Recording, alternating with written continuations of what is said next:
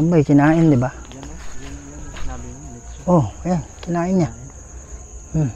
Kasi yung maliit pa to, tumubo sa nicho. Kayo po ba ay engkanto o kaluluwa? Kanina pa namin naririnig dito. Hindi kami kalaban, ha? Dito lang yung nakatayo eh. Nakita mo? Hindi ko nakita pero yung boses niya. Ah, yung sitsit. Dito bro. Ah, ganito yung nangyari niyan, yung kinain, Brad. Dito bro. Ito. Fox. Pare, may boses dito eh.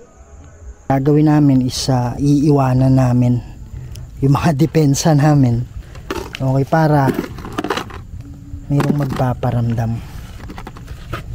Yan. Sa inyo bro.